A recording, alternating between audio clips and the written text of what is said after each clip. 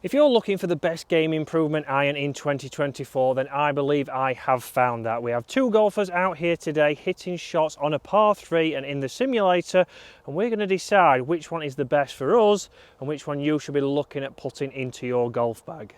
And guys, if you're new to the channel, then welcome to this YouTube channel. If you want to hit that subscribe button and join us on the journey to 50,000, that would be fantastic. And guys, if you are a regular viewer of the channel, I hope you're enjoying the content at the moment. But let's talk about game improvement irons. Now, game improvement irons, it's a big range and obviously it's a big word. And today we have all the ones you would expect. We have the PXG Black Ops iron, we have the Taylormade P790, we have the Callaway AI 300, and we also have a few others that we're going to get to that you might not quite expect. But obviously when we're thinking about these irons, guys, it's all about how it performs. So down behind the golf ball, how does it look? For me, there is a clear winner in this department, and for me that is the PXG Black Ops iron. For me, this is the most forgiving for me. For me, performance wise, it was exceptional when I tested this out in Arizona at the PXG headquarters. Today Dave has a total different opinion, which is often the case, but and you probably wouldn't expect anything less from our mid-handicap golfer, but for me this iron was fantastic. Again, maybe, yes, it's not designed for myself, but if you're getting into the game or you're wanting forgiveness, you're wanting a high launch, then don't overlook these irons. Because just like that, ever so easy to launch, drawing back nicely and straight on the heart of the green. So easy to launch, so easy to use. What does Dave think?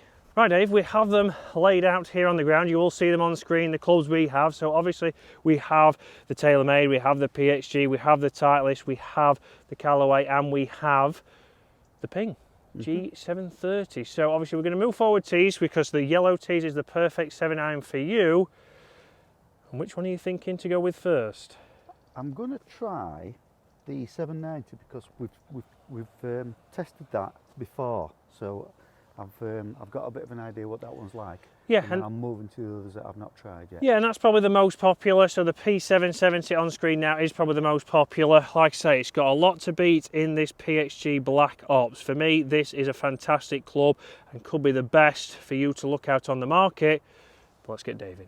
Right, Dave, so P790, obviously we know on this range from Taylormade, they have probably dominated this area of the game, and the P770, also another fantastic option they have out, a little bit less offset, a little bit smaller. Straight away, Dave, obviously behind the golf ball, how's this looking? Obviously top edge wise compared to your Tacomos? A little bit thicker. Yeah. They do look a little more offset. Okay. But we said that about some previous 7-irons, and you hit them really well. I hit them really well, so maybe that's not something I should be worried about. Perfect. Let's get into this then. So obviously we have been out here testing a few other 7-irons in different categories over the previous weeks, and Dave put on a fine display a couple of weeks ago. Let's see how it performs today. We'll talk price points when we get inside, guys. Obviously there's a lot of different price points here. So a good launch, just a little bit out to the right there, Dave. Yeah. Just right of the bunker. Wasn't the best shot in the world, if I'm honest, but no, we can't blame the club there. Nice, and this is where, obviously, yes, that is designed to have a little bit of offset to help you not hit the ball right. But if you leave the club face open, as we know, Dave, for anyone, it's going to go right. It's still going to go right. But obviously, but that isn't the club, is it? To be fair, but you still got the launch there. Obviously, you got the distance, so you got the forgiveness. It was just a case of direction. So what have we got next? I've got the Ping, Chris. Ping? Ping G730. Perfect. So obviously again, on the range from Ping, plenty of options now. G730, we know that obviously they also have the i530 on there as a hollow body club, but here, Dave, what are you thinking? It looks a similar top line. Yep. I'd say if anything, it's a little more offset. A little bit more offset, yeah. So this is going to be the most forgiving on Ping's range. So obviously we know with Taylormade they would have other irons out. The QI 10 irons would be a little bit more forgiving than that P790.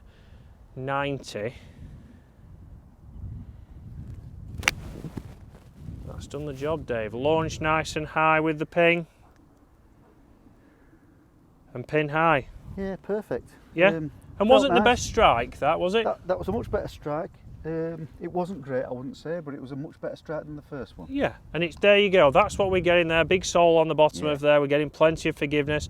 Dave caught that just before, so a little bit of a drop kick, but if you have a drop kick that finishes there on a par 3, you'll be buying. Right, next up, Dave. Got the Titleist, Chris. Okay, Titleist 350.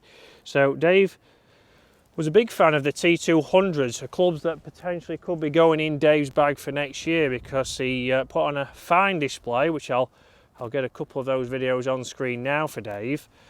Obviously you played well, you enjoyed the look of them. These are obviously the more forgiving ones, again down at the ball. Again, a thicker top line than the, was it 200? And the 200s, yeah. Yeah. More offset? Yeah. Yes. Let's see how this does. Does it have a different sound? Does it have a different launch, or is it very similar? Because I found that the T200s certainly sound a little bit more clicky, but performance-wise, fantastic. Right, there's a bit of offset, which has gone, it looks to have bounced, so I think we'll be over there, but a little bit left. Is that offset, Dave? No, that's my swing, Chris. Right, it's not the club. Again, we're not blaming the club. We've had one left, one right. 2 options to go, Dave. Where are we going to go? I'll go PXG. Okay, PXG, this for me is number 1. Should be very interesting to see what Dave's number 1 is. He going to agree with me? When we started this video, he was suggesting that he might disagree. Let's see what the PXG does. A thicker top line than the others, if I'm honest, Chris. Yep, so the thickest of the top lines. Yeah. A little bit less offset, maybe? Possibly, yeah. Let's see how it goes. Again, we can see different designed irons here. One big thing that we saw with these clubs, I'll put on screen now when we was at PXG, is how they fill the centre of these clubs. So you still get a soft lower sound. Trajectory. Lower trajectory. Pin high, Dave? Distance, pin high. I didn't feel like I pulled that too much, so maybe the offset has worked a little bit. And there. feel off the face, soft, hard? Felt soft. Soft, yeah, and that's the design that they've wanted to do with PXG. We know they put a lot of technology into their clubs like everybody does, but certainly different, as you can see on screen. So now we have the AI 300, so the latest from Callaway in the Apex range. So let's see how this does before we jump inside, and we'll hit a couple into the green with each club, just like we have in previous videos, guys, and see which one Dave likes the most. For me, I have tested them all. See, the top line on this isn't quite as thick as the PXG. Okay. But it looks like there's more offset than any of the others. Yeah, this certainly does. So we know we also have the AI 200 from this range, and then the tie irons, which you don't see as much. They were certainly a premium price.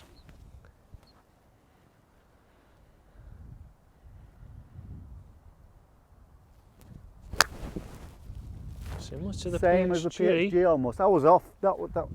I was really off balance when I hit that, Chris. Yeah, so unfortunately, it's been quite forgiving because it's not missed the green by that much. no, and it's still got there, which is the interesting thing. But guys, very interesting there is obviously these are forgiving irons, probably at the top end of the forgiveness, and this is where Dave's a mid-handicap golfer, 13 handicap golfer, slowing down a little bit in speed, and a lot of people might push you towards these game improvement irons, but they could potentially be the totally wrong clubs for you. So this is where you need to make sure that you do go and get tested, go and get fitted for these, and see which ones you could be coming out with. Again, Dave might be better off with the PXG Gen 7 irons, again in the Taylormade. He could be better with the P770s, not just getting forced into the most forgiving. Again, in the pings, he might go into the i530s. So plenty of different options, and just because you are a mid-handicap golfer or a higher handicap golfer, game improvement irons might not just be for you. For me, I really enjoy the PXG. I think it obviously feels a lot softer, sounds a lot softer, and performance for me was fantastic. But let's jump inside, let's start to see exactly what we're going to get. So inside, Dave, we are up with the P790 first. Yeah. Stick to the same as outside. We've got the green in here at the Golf Sun Simulator set at 140 yards. So not the display I was expecting outside after your last performance on there. But strange that, and I wouldn't have expected it to be that much different. So maybe game improvement irons aren't all they're cracked up to be for me. Yeah, and this is where you are a mid-handicap golfer, recently retired, losing a little bit of speed as we all are, definitely, unfortunately. Yeah. And somebody could say that, oh, well, you might just need some game improvement irons to get you the flight. We certainly saw outside that they didn't suit you the best, but let's see what percentage we can get here. We're going to hit 2 balls with each club, guys, and we're going to start to see what can we get with greens in regulation. Dave's trying to get his handicap down, and we're going to go through that on the channel. And if you want to see that, hit that subscribe button. But would these golf clubs help him get his handicap down? Because a lot of people, like yourself, Dave, probably buy clubs thinking that's going to help you, and it might be lessons or better understanding your game is what you might need to do. Lessons, or like you say, understanding the game, or where, you know, thinking my way around the course more than just hitting it. And you've got an Arcos system which gives you all the in-depth stats that you could need, but whether you use them to your best advantage is... But that's only any use if you actually go out on the course and practice over a number of holes. With Arcos, you can't actually use it when you're in a competition. Yeah, so that's it. So is it going to be stats? Is it going to be lessons? Or would these clubs change your fortunes? We certainly know of all those 3 options that one will hurt your pocket the most, but a similar flight to outside, Dave, a little bit right. Yeah. Again, 130 yards. Which is almost exactly what I did with the first iron. Yeah, exactly what you did on the golf course. Again, 129 carry or 130, going 140. So, again, running out 10 yards there. Pretty similar to what Dave would get from his current clubs. Maybe a bit shorter. Sounded a good strike, Dave? Better. Better strike, not a good strike though. Let's see. 140 going 146. So a better strike, a more towering flight, and from there obviously stopped a lot quicker, which is technically what these irons are designed for. And Dave, can we keep that going? 100% greens in regulation. So second up, we went ping outside, I believe. Yes, I think we did.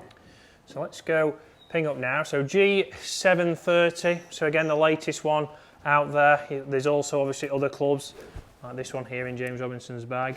The I530 iron, which we did mention as we walked to the fairways. So, or walked to the green even. Get my words out today. So again, we know this is a little bit bigger behind the ball.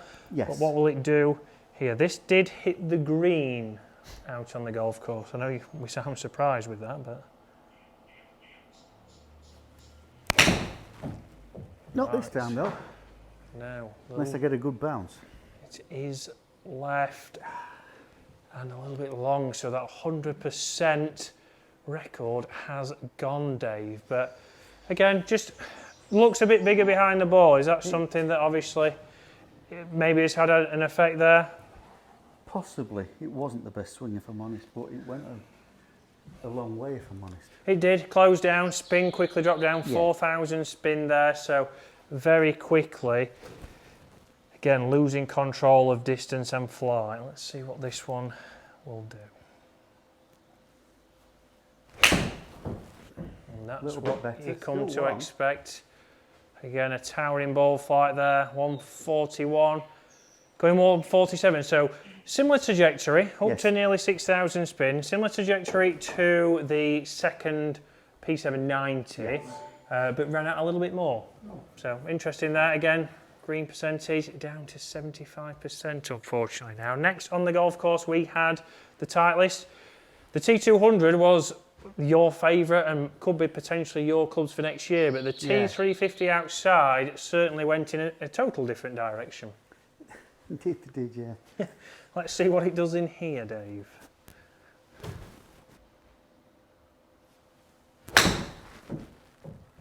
Again, a totally different sounding club there, but that has worked pretty well, Dave.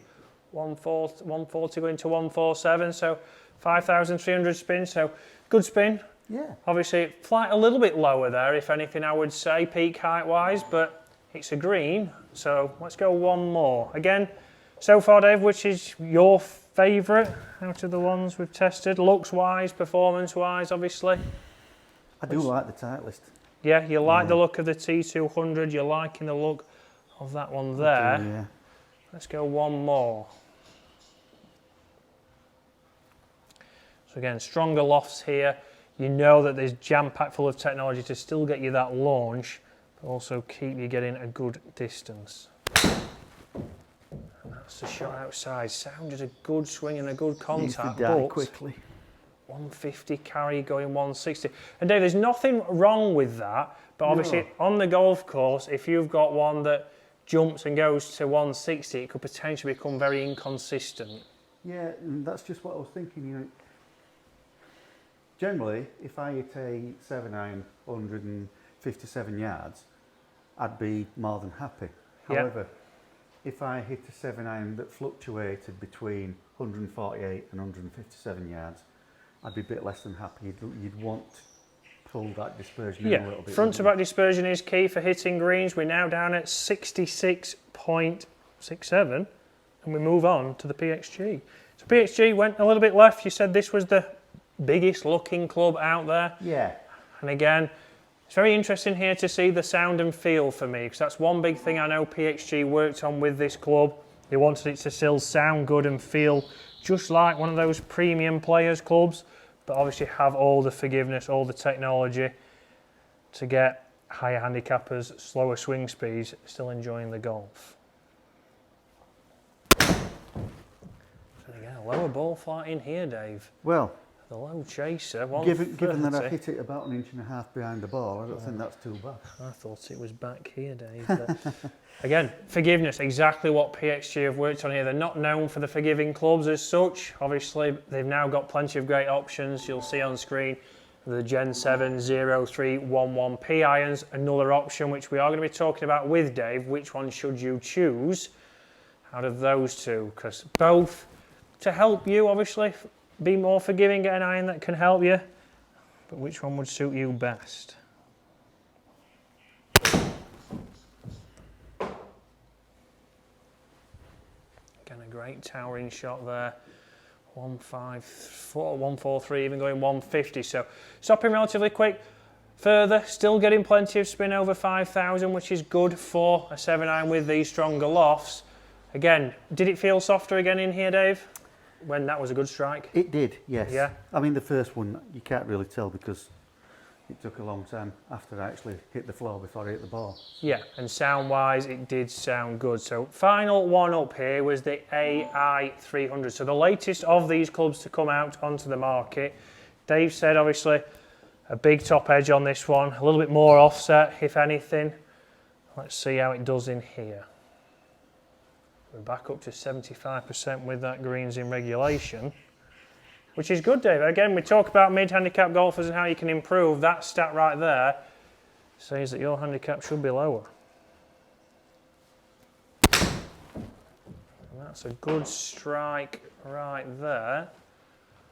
150 carry going 160. So again, a little bit longer, 5,400 spin. So exactly... not a bad number, very similar to the other clubs that we've tested, Dave. Yeah. Strike-wise and feel, how did that one feel? It felt very nice and surprisingly because, as I say, it's the more meaty-looking club, so I wouldn't have expected that. Right, well, let's see then. One more, and then Dave's going to tell us which is his favourite of these. Is it still the Titleist? Oh, if you shank it like that, yeah. Well, Dave, that was an interesting shot, and it happens to the best of us. We're going to have one more because we can't end on that. We want. Crowd came in, pressure got to him. Right, one more for Dave here.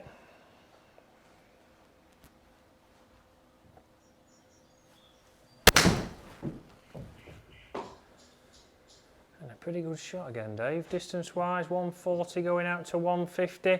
Spin 5,000, so interesting. Yes, we had one of the dreaded shots in there, but still. On results other than when I decided to hit a hosel rocket, you'd say that performed the best. So interesting there. Dave would have the AI 300 as his favourite one of these forgiving clubs and game improvement irons, guys. I would have the PXG Black Ops as my favourite, but what would you choose?